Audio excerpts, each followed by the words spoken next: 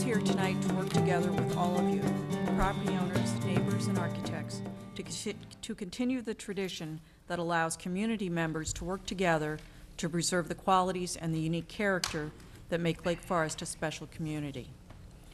We recognize the personal importance of each petitioner's request. Our goal is to respect the requests of the owner while balancing the interests of the community as a whole.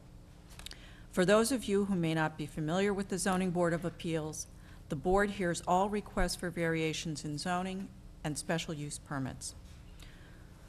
The City of Lake Forest is committed to conducting open meetings. To achieve that goal, the board has adopted meeting procedures that ensure that all parties have an opportunity to speak. The procedures are detailed on the agendas available at the back of the room. This meeting is also broadcast on cable television. Speaking on behalf of the entire board and city staff, our goal is to move each petition through the review process as quickly as possible, while at the same time balancing the interests of the petitioners, neighboring property owners, and the larger community. At this time, I'd like to introduce the board members. Would you please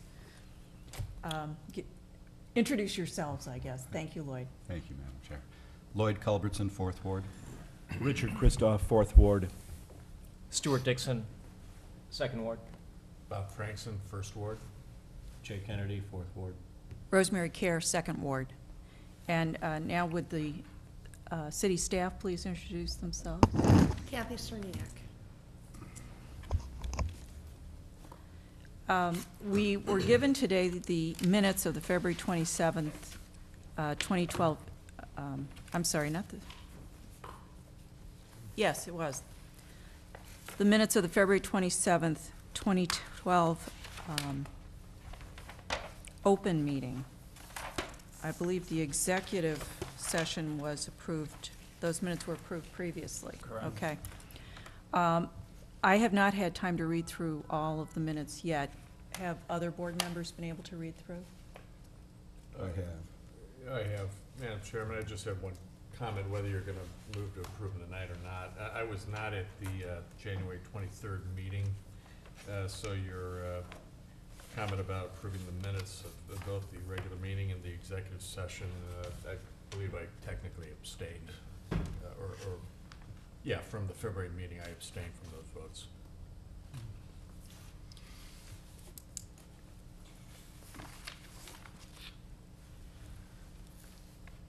Lloyd, do you have any comments? No, I do not. In what I've been able to read, Kathy, I just came across a few typos.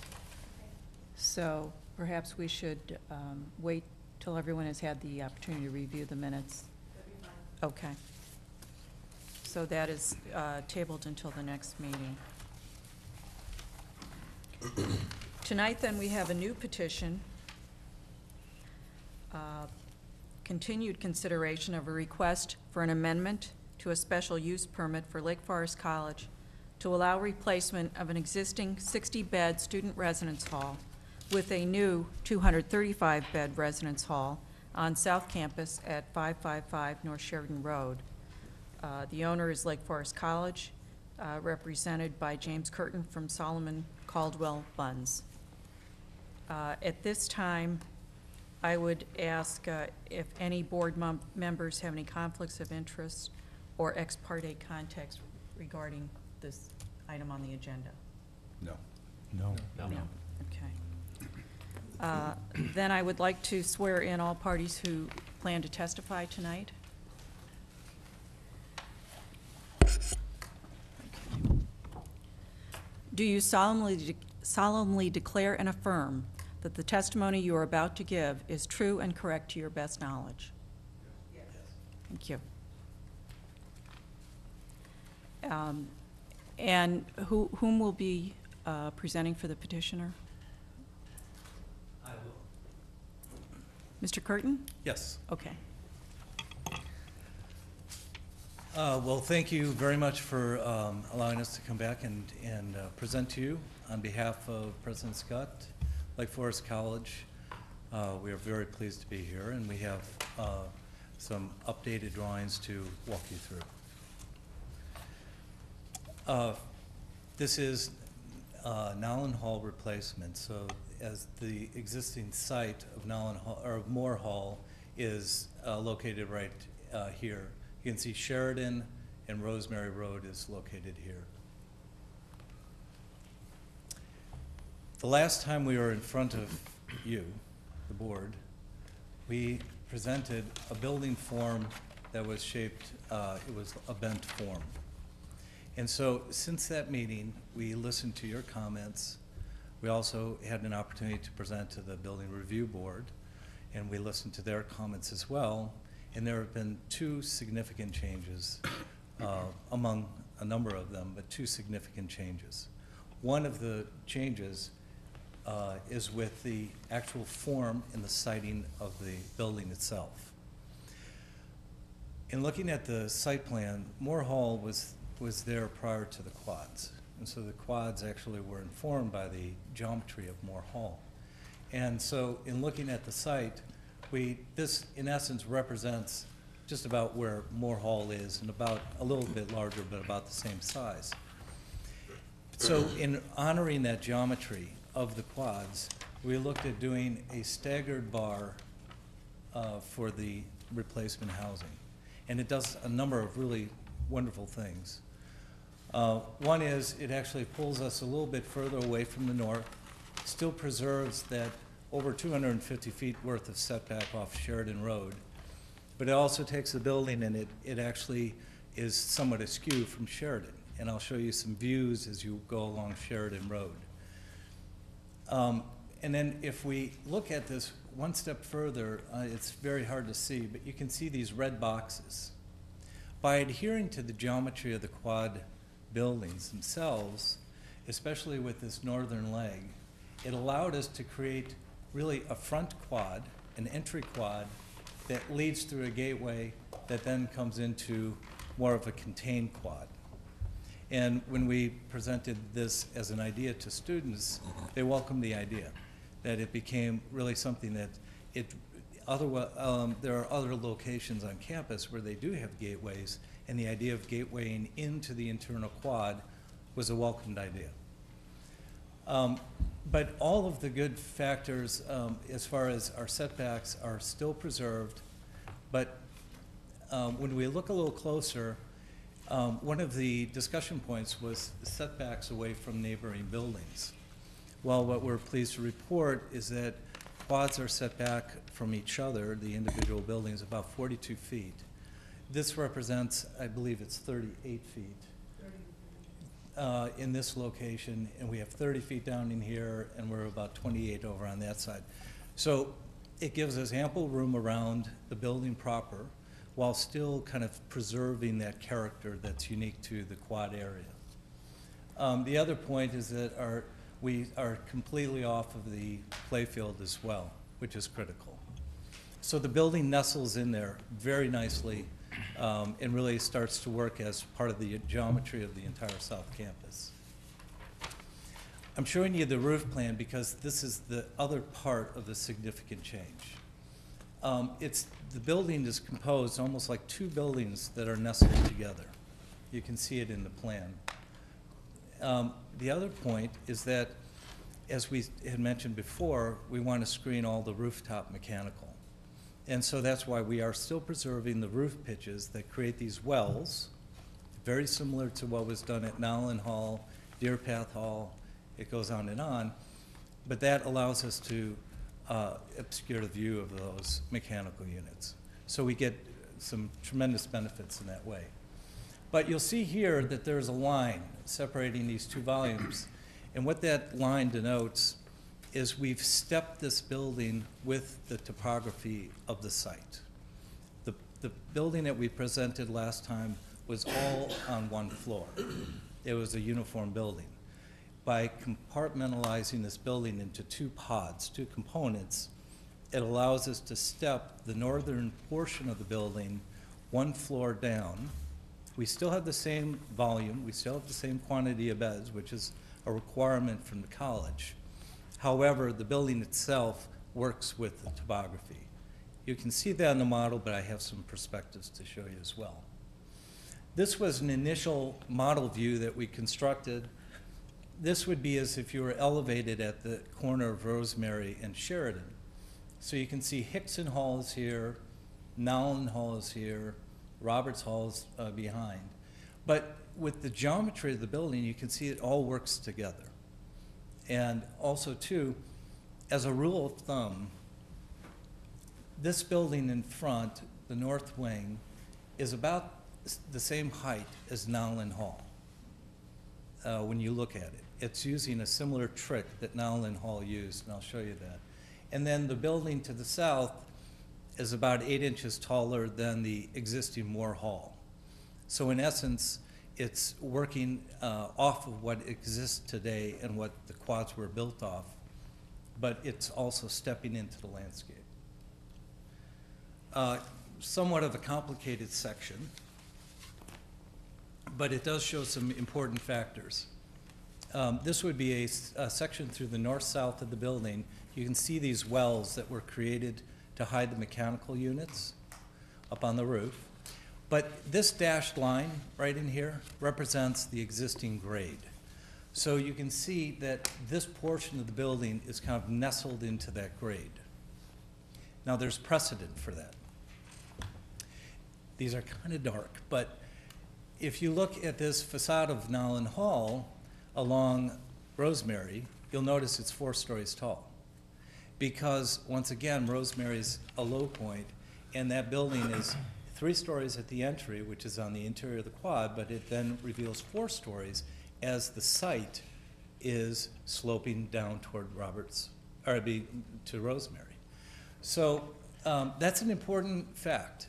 Now those rooms, we try to maximize the light in those rooms, and so they have the same windows, but the dirt is actually up near the sill of the window. So that lower floor is literally nestled into the landscape. This is our way that we feel that we can respect the topography that's out there and the building can conform to that, but also give some modulation to the overall building mass. These are long sections, and you can see we did a long section in the east-west direction and the north-south. This particular view shows the replacement housing behind, and you can see Nowlin Hall is here. So you can see that north wing is very comparable in height and position with the landscaping as Nowlin Hall, and then the south wing is really utilizing the existing Moore mass as a precedent for its position on the site. Here you can see this is another view showing the north wing next to Nowlin Hall to the left. So it's very comparable. Another fact, we kept talking about this internally as a team, is as you go down Sheridan, what is your view? Last time we were out here, we decided to take photos. The leaves have since come out, and you can probably see this better in your package. But we started at the south end by the athletic or sports center and just walked and took pictures as we go to the intersection of Sheridan and Rosemary. And there is a fairly large hedge that runs that length, but there are some tall canopy trees which are also beautiful. Even without any leaves or vegetation on them, they are very beautiful. There's one view where you do capture a view, and I think it's number 7 here. It's right here. And that's where you actually see Hickson in the foreground. So with that 250-foot setback, this building does kind of become more part of campus, and it is really quite well screened along Sheridan Road. The elevation, this shows you the elevation as it's looking into the quad. Of course, without any vegetation and trees, but it's just showing you there was another comment at our last meeting, and that was if you have a lounge on the floor, it would be better to have that lounge facing to the interior of the courtyard or the quads as opposed to the exterior. So we did just that. We flipped the lounge over, so this would be a view as you're in the interior of that quad. And I know that the focus isn't on the exterior design, but we have been focusing on that as well. In that we've actually brought the 2 bricks that are our preferred bricks They're in the warm family, but we're looking at a slight contrast in the brick to give the building some character.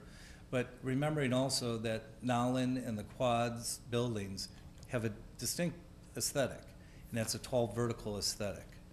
Those piers are interrupting between these windows or these balconies that they have right now.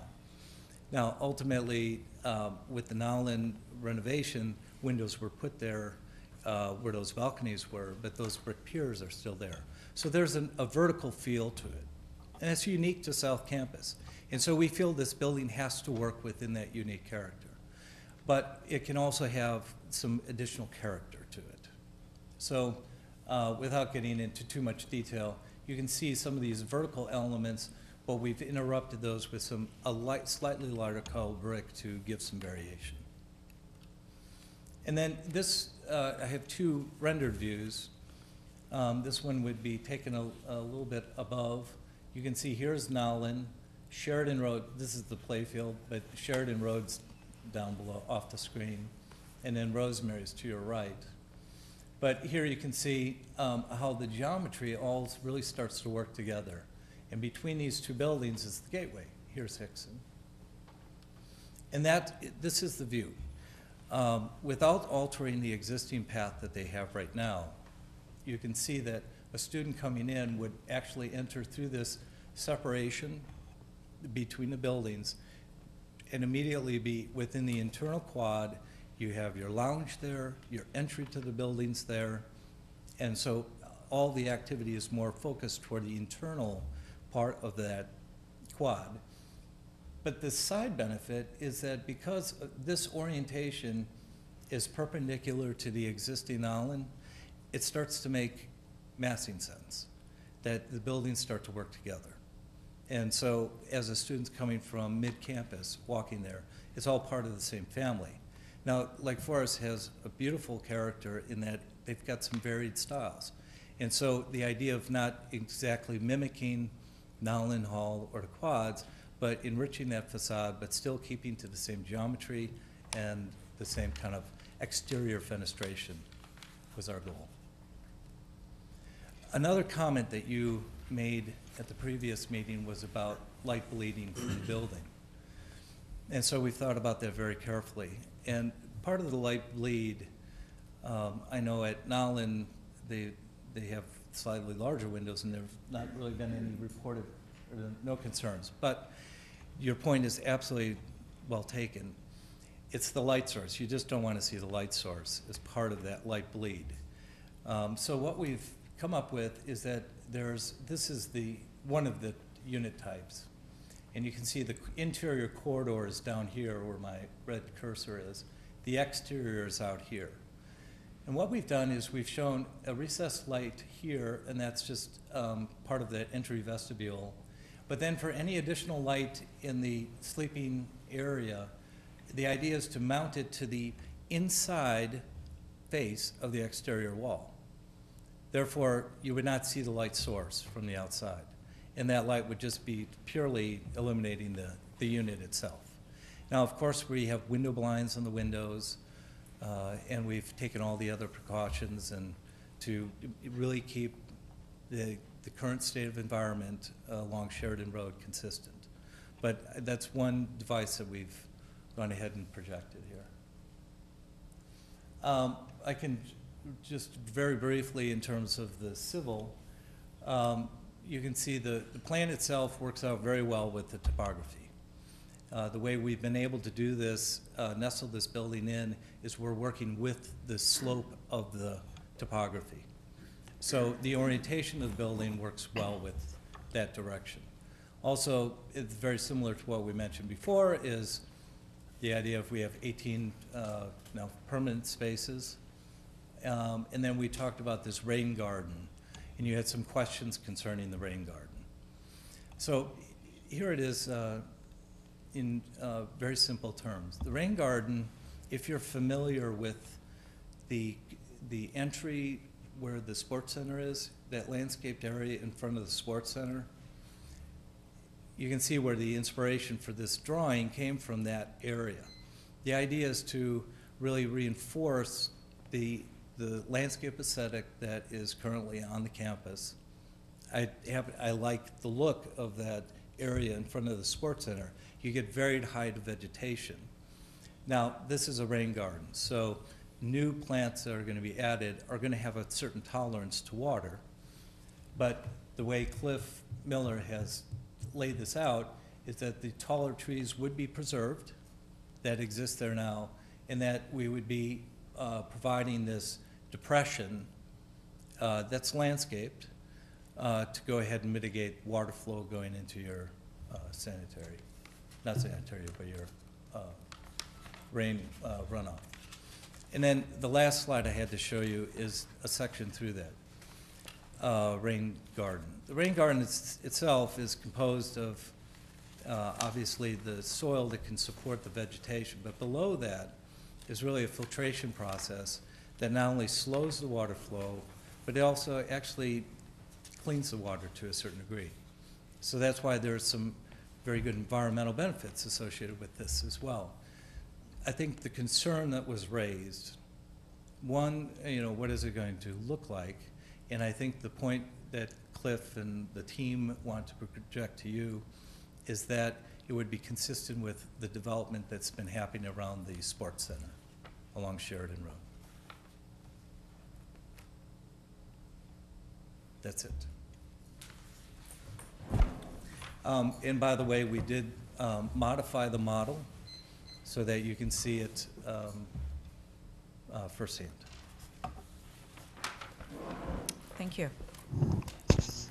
Mr. Curtin, you may want to maybe just lean those bricks up against the railing. I know it's not the zoning board's purview necessarily, but as long as you carried them all the way up here. Do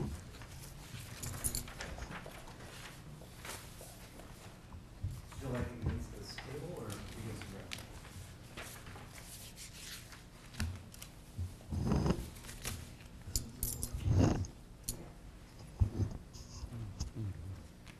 ground? Just this brick, the brick I have in my right hand is a beautiful kind of a warmer earth tone brick. It has just a hint of a red when it's in the sunlight, but it's a nice rich brick. This brick here is in the same family, but meant to be as a slight contrast. This would recall to a certain degree the quad buildings, but only, and it's a slightly darker version of the quad buildings, but it's meant to then blend with this space.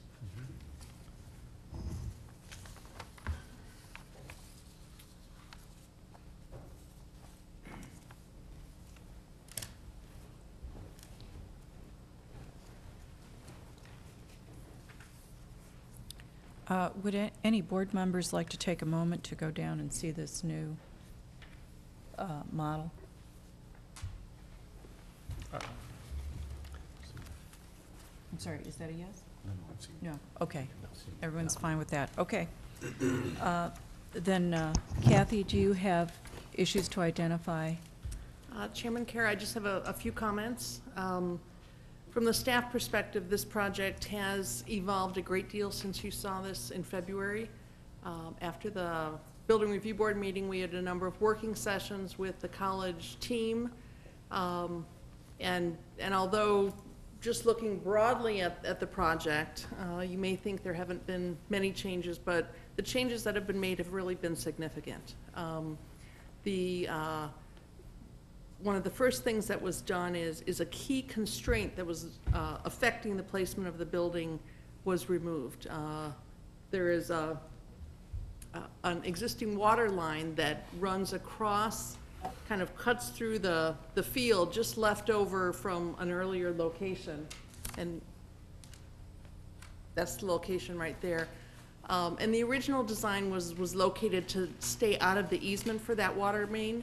As we began talking about it, it became evident that the city engineering staff saw great benefit in actually removing that line, relocating that line. And the college actually stepped forward and agreed at their cost to relocate that line, which is a very old line, which probably would benefit from some attention anyway. So relocating the line near Rosemary Road, which is where we would normally prefer to have infrastructure, The city benefits overall by getting a new line in that location, and it frees up the site a little. Although the building shift isn't significant, it really allowed the building to be located in a way that has a much reduced impact on the Sheridan Road streetscape and surrounding neighbors. The fact that that building is now canted a little bit, and more importantly, the fact that it's broken up into two masses so that it still achieves the efficiencies that the college needs to achieve by having some common spaces, by having a community of students, but it just is enough of a knuckle to offset that building and really let it appear as two separate masses. Going beyond that, the stepping down of one of the masses, actually working with the topography on the site rather than building up the site, and allowing the northern building element to step down, really provides some variety and avoids that mass that you saw initially. So those were significant changes. In addition, you were provided with some additional information on parking. We do know that based on the parking count, there are adequate number of spaces on the campus to handle employees, commuter students, and resident students. As I think was in your earlier staff report, it's much like the Central Business District. There's always empty spaces. It's just a matter of directing people to the right spaces and encouraging people that it's a good thing to walk a block or a block and a half. So what you have in your packet is something that articulates a little bit more clearly which areas are really identified for which parkers. The college also will be initiating, or perhaps has already initiated, some policies that actually move student parking around during special events. But more importantly, from a day-to-day perspective, is they will be adopting some policies discouraging students from parking on residential streets. Doesn't happen a lot, but it happens enough on occasion to annoy some of the neighbors, so to really encourage students to park on the campus. The third area that you talked about was the stormwater management area. Because there's new construction on the site, in accordance with current regulations, a stormwater management area is required as part of this project. Normally, we've seen ordinary detention ponds constructed. We're seeing more and more some more innovative and environmentally responsible ways of treating stormwater. And what is proposed here is one of those ways, kind of a combination rain garden, bioswale. The area will hold water. It will be vegetated with appropriate plants that do well in water. It will allow this part of the campus, which is the location of what once was a small home that was demolished maybe 18 months or 2 years ago, to really be vegetated in a manner that not only meets the stormwater management needs, but also really enhances that entrance to South Campus. With the new sports center, that entrance has been understated in the past, and I think the college has expressed an interest in really stepping up that area. The final point that you really focused on was light spillover from the building. I think with the information about how the interior lighting will be handled and the fact that blinds will be used on the windows, I think that this building will probably have less light visibility than some of the existing dorms, where there are ceiling lights that are more visible. In this case, the sconce-type lighting or some kind of interior lighting located on the exterior wall facing into the room really minimizes that hot spot or that visibility of lighting. So from the staff perspective, we really feel that this project is a strong one as now presented. From a process standpoint, as I mentioned, there was a subcommittee appointed by the Building Review Board. They have met 2 times for some lengthy workshop meetings with the project team. This matter will go back to the Building Review Board next Wednesday. At that time, they will look at not only the building massing, which they've indicated support for, they'll look at the architectural detailing, they will look at the coloring and those kinds of items. My expectation, based on the comments of the subcommittee, is that they're comfortable with the direction that this is going. There may be some architectural detailing refinements that they want to deal with, and they will have the opportunity to do that. Your involvement in this is the special use permit. Is a use appropriately located on South Campus? This is a residential area of the campus. Does the design generally, is it compatible with the streetscape and with the overall character of the campus? You do have in your packet a series of findings, in the staff report, a series of findings prepared by staff in support of this project. You also have a number of conditions of approval that we would recommend that you forward. Several of those conditions have to do with approval of more detailed plans later in the process, as would ordinarily happen, engineering plans, building plans. They speak to demolition, they speak to plans for construction, parking. Those are always, or those are pretty standard conditions. They also speak to some of the parking policies that I just mentioned. They also talk about a landscape plan. And ordinarily with projects of this scale, although we talk about a general concept for landscaping, in this case, perimeter landscaping, landscaping of the stormwater management area, and some landscaping, not foundation plantings with a building of this size, but perhaps some planting groupings.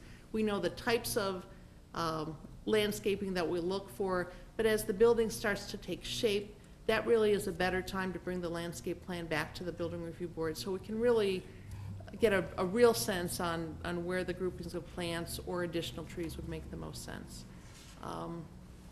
That concludes my report. I would be happy to answer any questions. The staff recommendation is to recommend approval of the special use permit based on the findings and subject to the conditions in the report. Thank you. Thank you, Kathy. Now, do the board members have any questions or requests for clarification from either the petitioner or staff?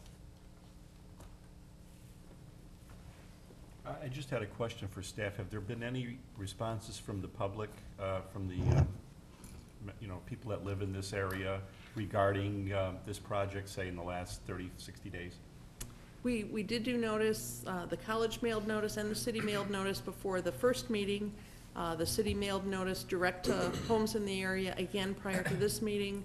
We did our legal advertising in the paper on a number of occasions and posted the agenda.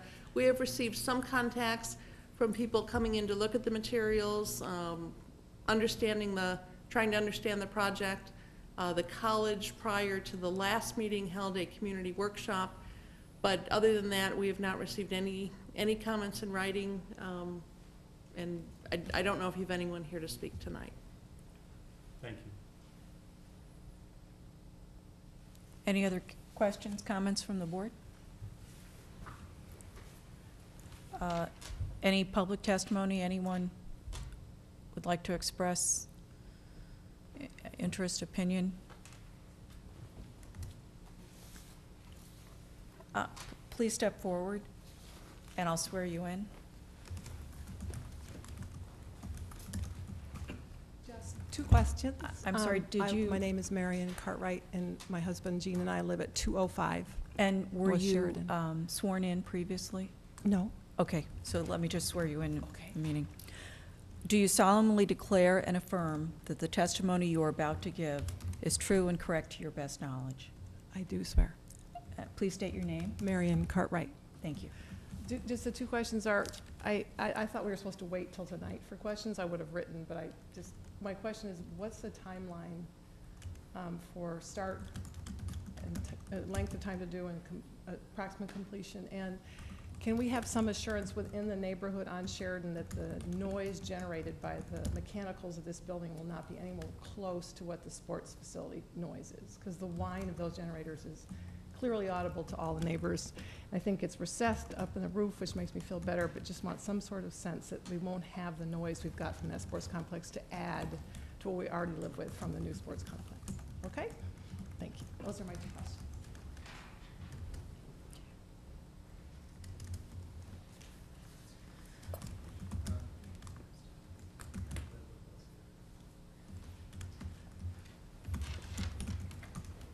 Would petitioner care to respond?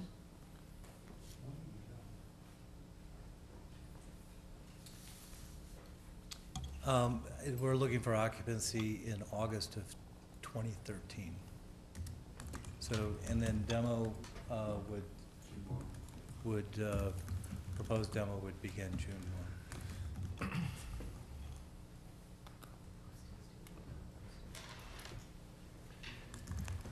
And Mr. Curtin, would you care to comment on Ms. Cartwright's question regarding noise? Sure. Yeah, I think that by putting those units in the wells, that would mitigate the acoustics as far as the rooftop mechanical units. And does a residence hall have the same kind of need for ventilation that the sports complex would have? It's similar, it's of less volume, but we're using those for makeup air in the corridors. And we're 250 feet back from Sheridan Road as well. Okay, thank you. Any other public testimony tonight?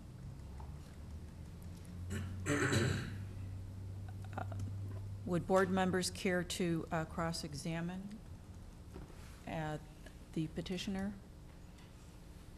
I'd just like to comment, I commend both the college and the architectural firm for the rework that has been done in the last 60 to 90 days. We're sensitive to your timeline, and we greatly appreciate the hard work that's gone into this effort, especially with regards to the setback from Sheridan Road as it relates to the massing of the building and the drainage issues that have been addressed here in the last 45 days pertaining to drainage. So I commend both the college and the architectural firm for their hard work and their collaborative efforts with the city.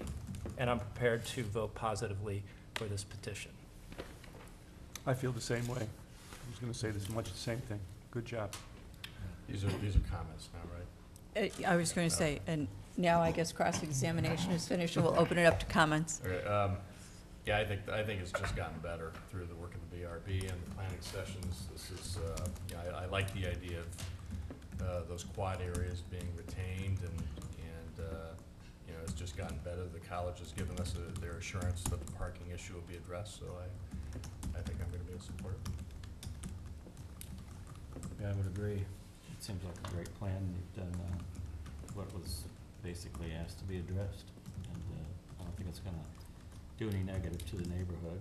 And I think the landscape plan will be important, which we'll deal with just because down the road. But I think that's one thing to try to get it as good as you possibly can.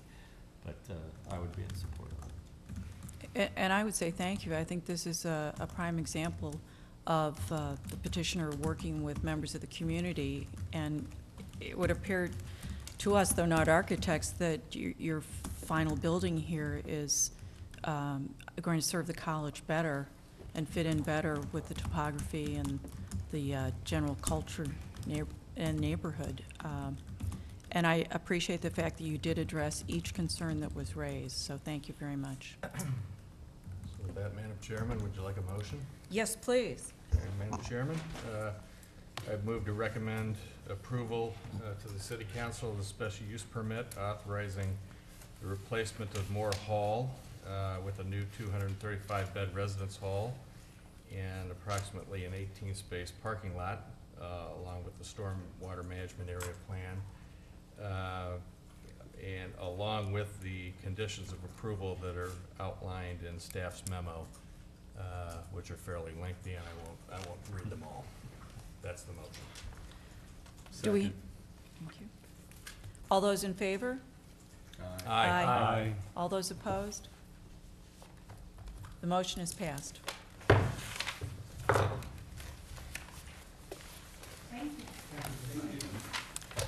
Now, do we have any other items to consider tonight?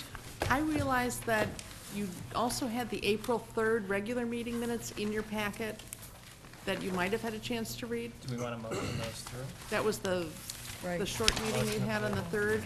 So, Right, I read them. I've read those as well. Move to approve the April 3rd, 2012 meeting minutes. Second. All those in favor? Aye. Opposed? The minutes are accepted. Seeing no other items on the agenda, the April 23rd, 2012 meeting of the Zoning Board of Appeals is being considered for adjournment. Move to adjourn. I'll second that. The meeting is now adjourned. Thank you. Aye.